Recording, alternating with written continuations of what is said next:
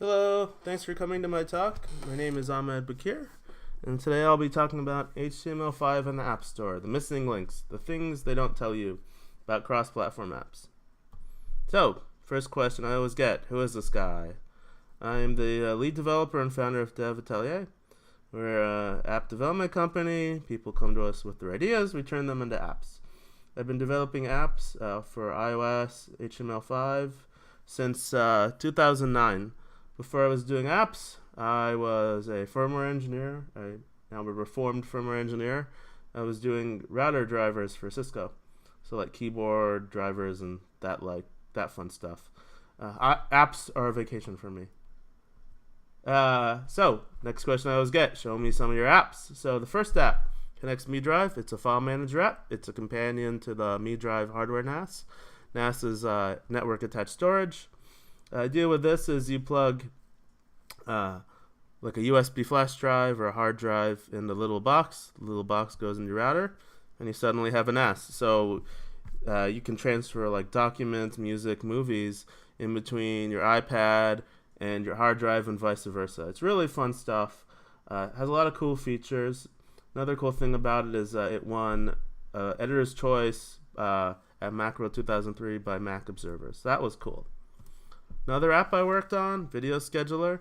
This is a video modeling app for autism. The concept behind video modeling is you can teach something by breaking it down to steps. So the old way, teachers would rewind a videotape with each part of something, or they would like make a flowchart of pictures. A lot of manual stuff. With this, they can record videos, they can set the order, and then they can make adjustments based on the student's disability. It's really cool. A lot of people use it.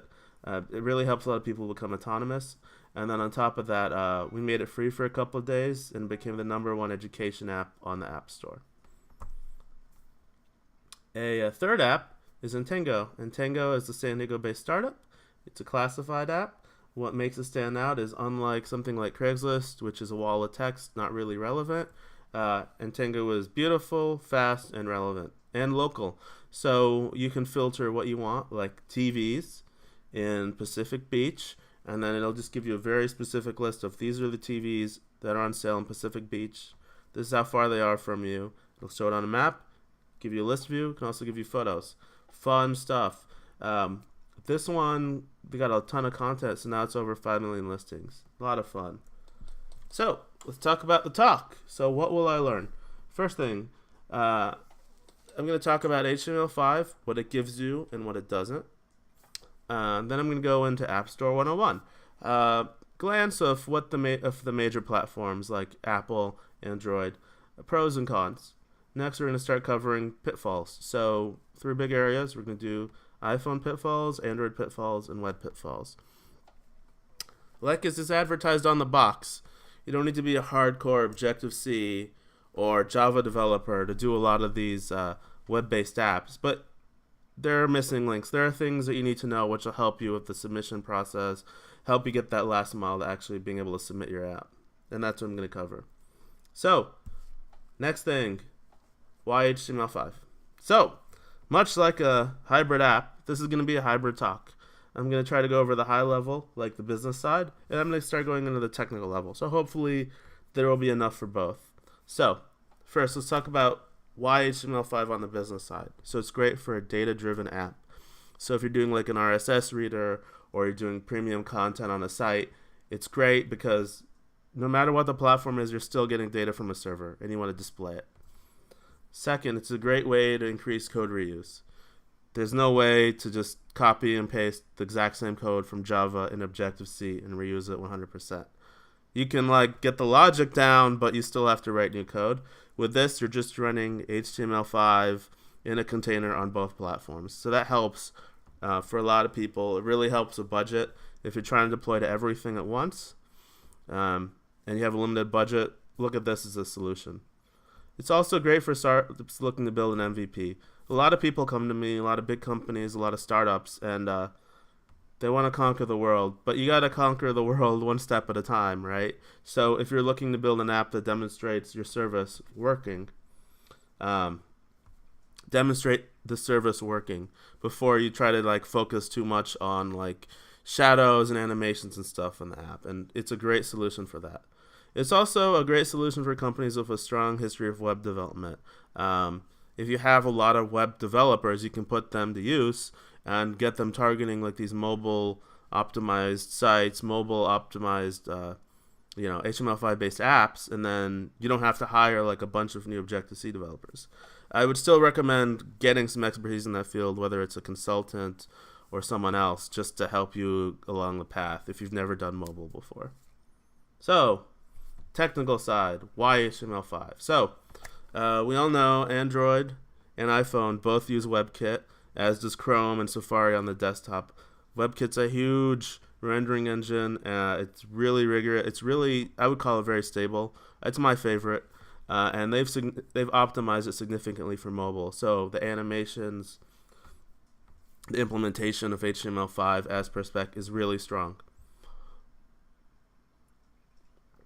On top of that, compliance keeps growing every day. So this refers to the other browsers like IE.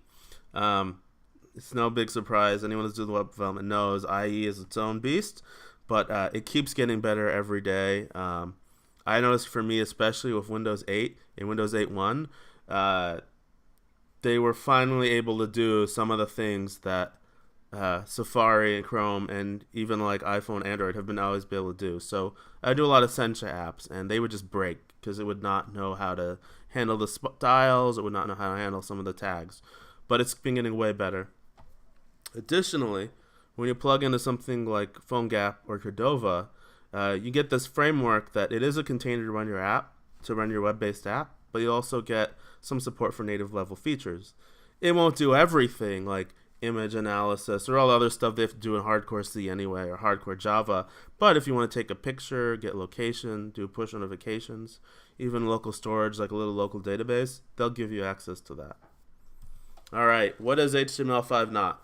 This is super important because this, before you jump on the train and say, hey, this is going to do everything you need to know, it will not do everything. So it will not support all hardware hooks and native features. HTML5, strictly speaking, is an updated version of the HTML spec. It's an updated version of what a browser rendering engine needs to implement to be HTML compliant. Hardware hooks aren't really part of that, right? Like, having a camera hook isn't part of the HTML5 spec. Being able to do barcode scanning or being able to plug into a library that does something else, unless it's in JavaScript, that's not going to come from it out of the box. It's not going to give you full control over performance. At the end of the day, your app is as fast as you've optimized it. It's also as fast as the browser allows it to be. JavaScript's a single-threaded thing. When we're building an app, HTML5 and CSS are layout, but when you want interactive features, a lot of that also comes from JavaScript. It can only do one thread. It can only pass it, to one core. It can't split it up. So you're really beholden to what the browser gives you and how you optimize it. So if you write really inefficient code, your code is going to be slow.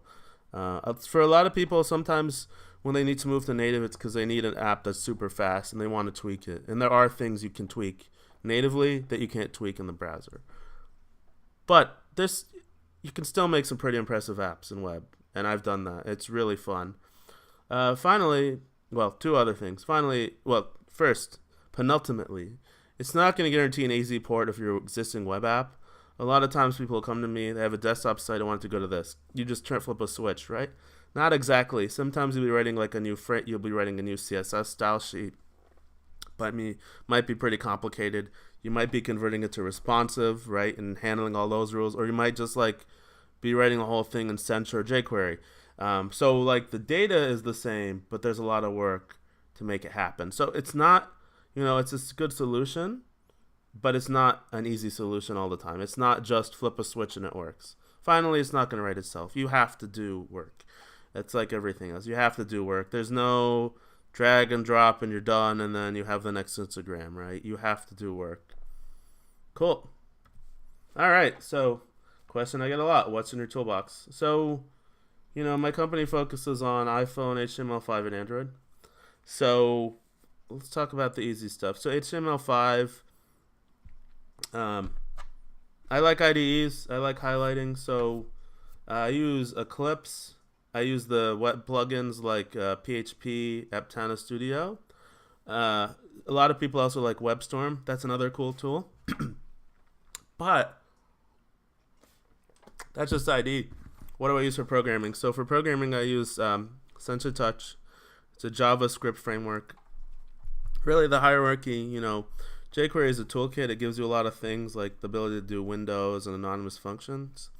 But Sencha as a framework brings it together so that it's a component, right? Like you get the view for it, and then you can add a view controller to it, right? Or you can add a transition. It simplifies the process, so you can focus on business logic instead of low-level logic. And for my wrapper, I use PhoneGap, Cortana. They're the same thing, really. One, I don't remember which, but one of them is branded as a Adobe bought PhoneGap, and so one of the distributions, it's like Linux. One of the distributions, you can use Adobe's build farm to deploy stuff, which works for some companies. So yeah, HTML5 big things are a good web IDE, PhoneGap, and Sencha for me. For iPhone, you need the latest OS X. It's Mavericks. It's free on the App Store. Latest Xcode, Xcode 5, iOS 7.7.1 right now. Just download from the App Store. You'll have the most recent one. And then what do I use? You can use the simulator for testing apps, but I honestly like to have physical devices. So I use an iPhone 5 and an iPad mini. If you want to go really full, rigorous, complete, you should try to get one of each screen size, like pixels. But I'm good for most things with my two devices. On Android, it's really similar. I use Eclipse again, and they have an Android Developer Tools plugin. For my devices, I use the Nexus 4, and the Nexus 7, so the phone and the tablet. The resolutions are different, and for me especially, I like to make tablet optimized UIs, so I want to test on a tablet. I also keep I keep a lot of Android VMs because you may make an Android app and you want to release it on Kindle Fire as well, but you don't want to buy a Kindle Fire. So if you create the VM, you can get the hardware spec and test it on there. It's not going to be as fast, it's not going to be as accurate as an actual device, but it's a good start and a good alternative. When you're testing for compatibility, it's good. Cool. So, App Store 101. So let's talk about the big one. So the first one is Apple, the Apple App Store. So what are the pros? So it has excellent WebKit compliance and performance. Like I mentioned earlier, WebKit is really optimized. Two of the main contributors for WebKit are Google for Chrome and Apple for Safari.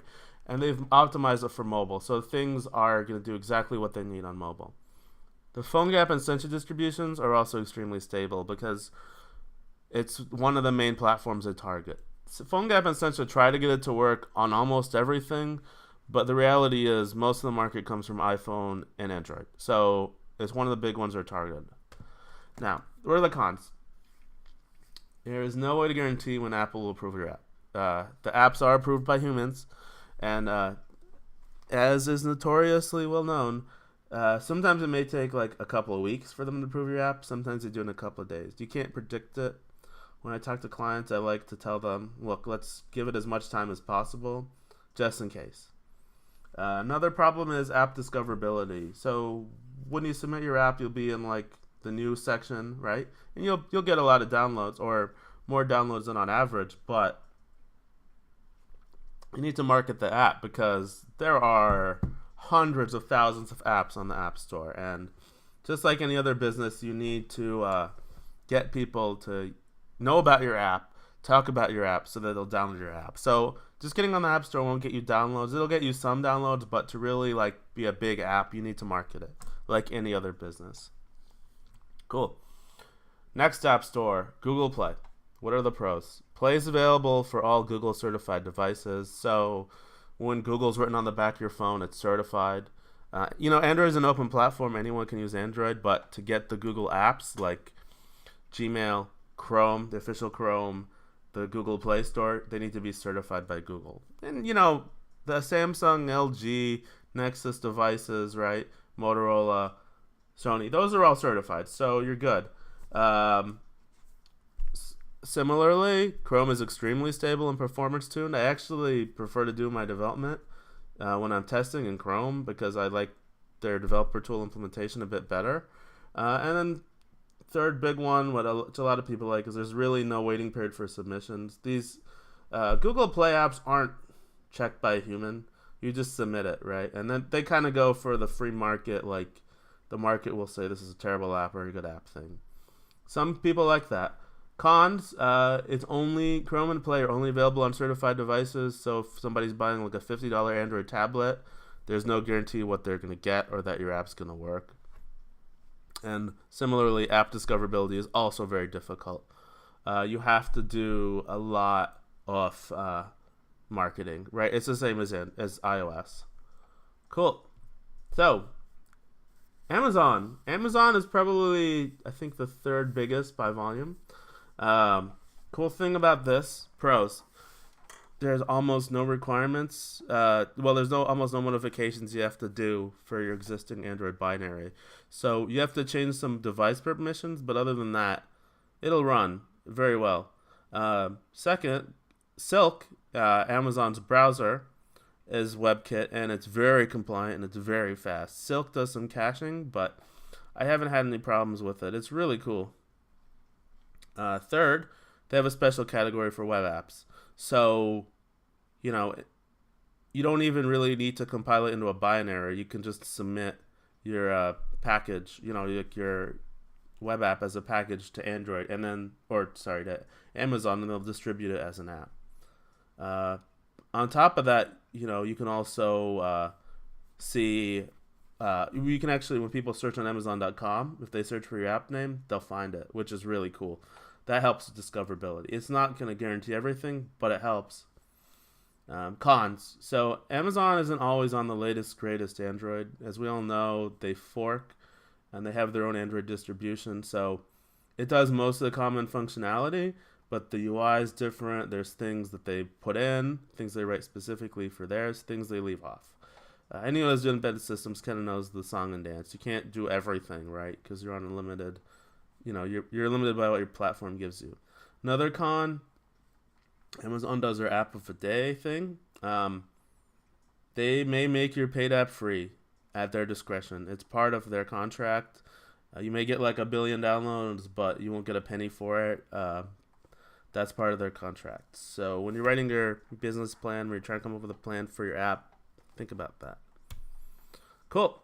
All right, let's start talking about pitfalls. So, common iPhone pitfalls. No application records were found. So, what does this mean?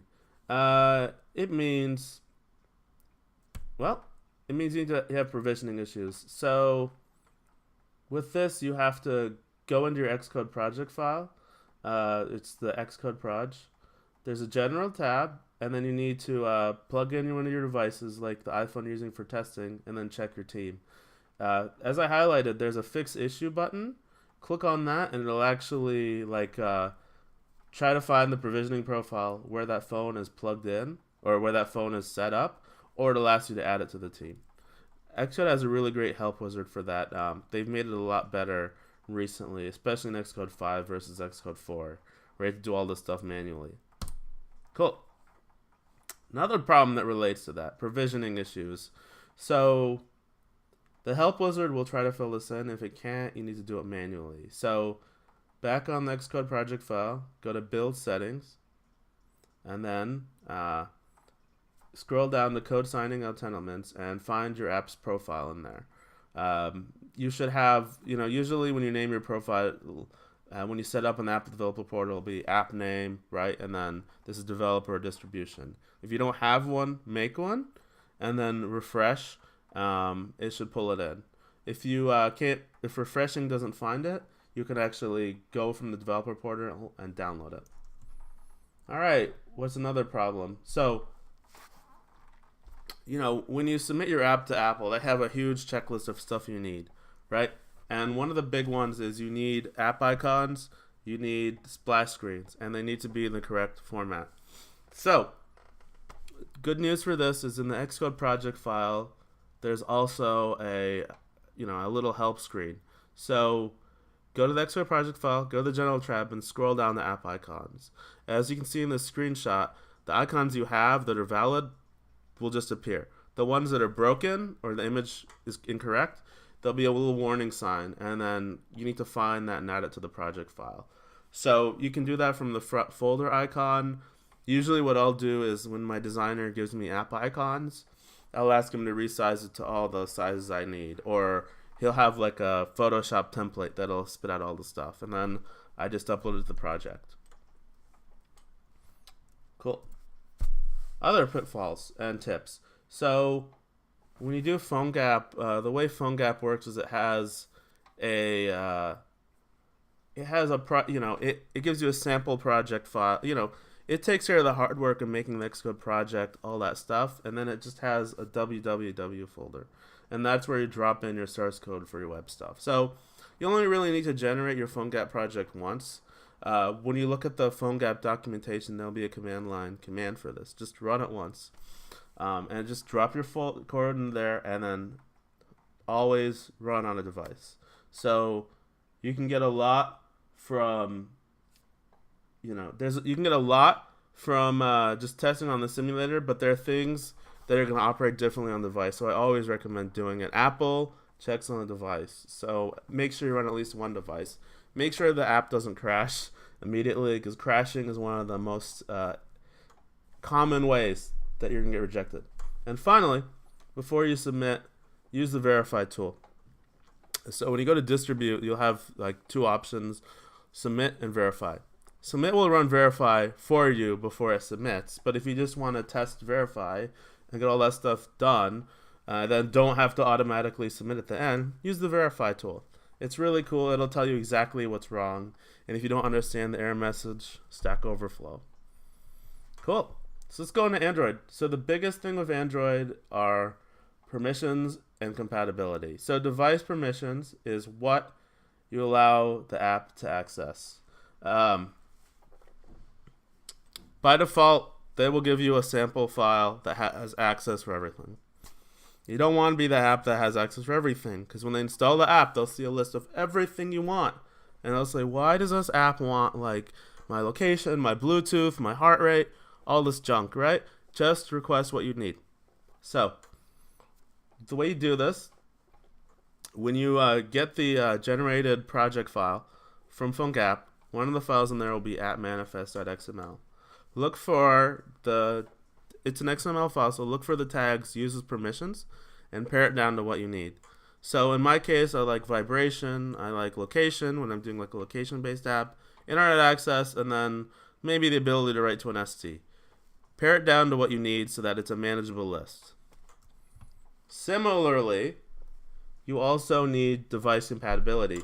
Where does this come into play? So when you're going to submit to Android, much like Apple has a verify step, Android has a step that shows you device compatibility. There are many thousands of Android devices on the market. Many thousands of Android devices. You want to pare down your list, or you want to modify your list so that you can support all the devices you want. So if you want a tablet, large screens. If you want, like kind of not really Retina, but like a Retina thing, set any density true. These are the settings that work for me. Large, basically screen sizes, density. You may also want to get rid of the requirements like if there's a camera or a rear camera, because when you try to submit to like Nook or Fire, they might not have that, and you won't be able to submit there.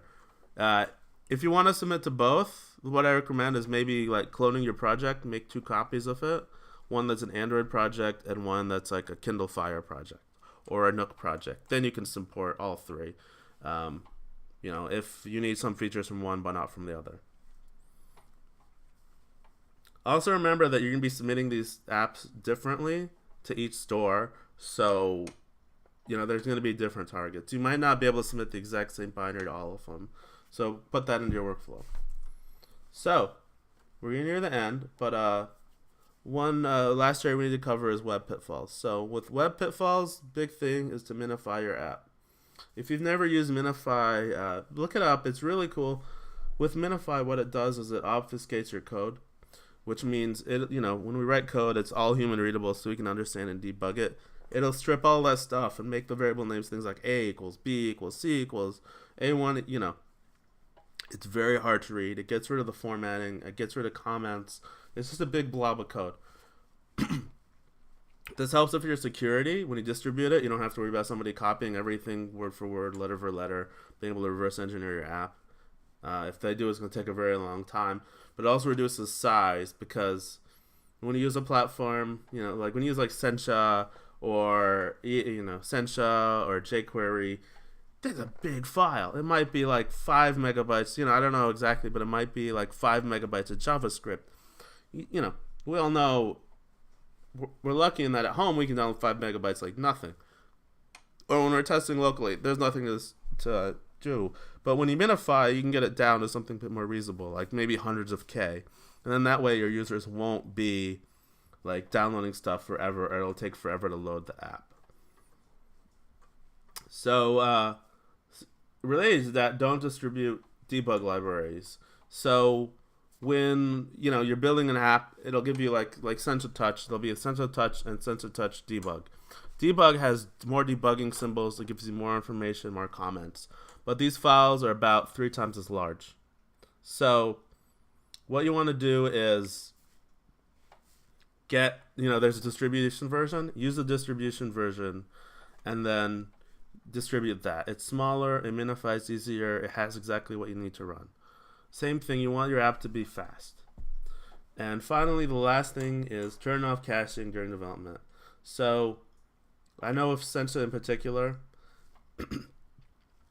if you don't turn off caching, or rather, what's going to happen is every time you write your code, it'll add a timestamp and then it'll generate a new version of the code.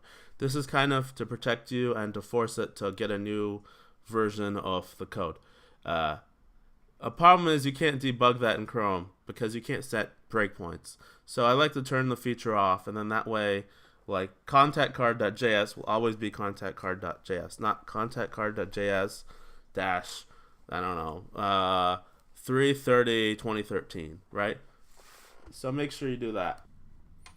Cool. So those are the big items.